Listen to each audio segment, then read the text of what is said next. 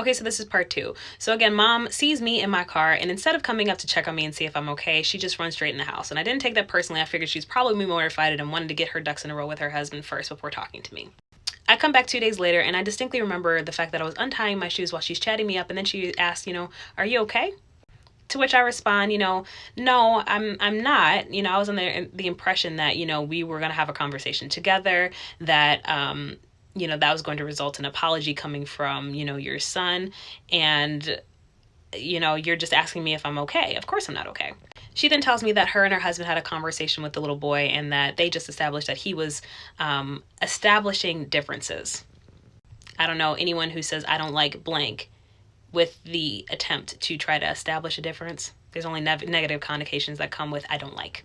But anyway, I look at her and I'm like, I know you can't possibly actually believe that that's true. And then I brought up the fact that their other son had actually been comparing differences. He was talking about how my hair was curly and his was straight, that I was black and he was white, that I was tall, he's establishing actual differences.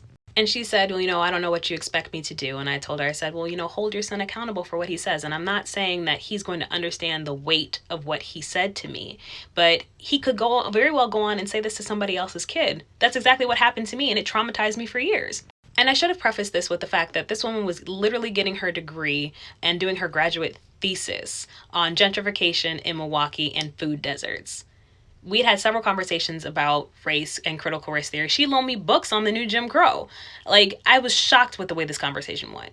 And when I realized that she was not going to apologize to me in person for what happened, because she apologized to me via text, but when I realized she wasn't going to apologize to me in person or hold her son accountable and make him apologize, my eyes started to well up because I realized that this person who I thought was my friend really wasn't.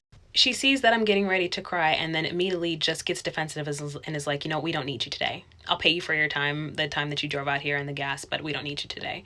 And that hurt so much because I'm like, I don't need the money. I need an apology. But she went to the back room to go get the money, and I didn't even want to be there when she got back. So I just left and I got in my car and sobbed for about an hour while I was trying to figure out what to do.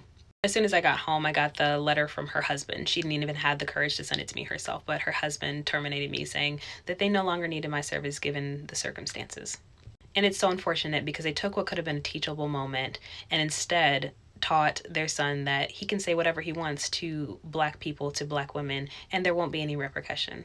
My hope is that they later came to their senses and had a real conversation with him, because it would be absolutely horrible knowing that their inability to hold their son accountable caused him to traumatize someone else's kid for life.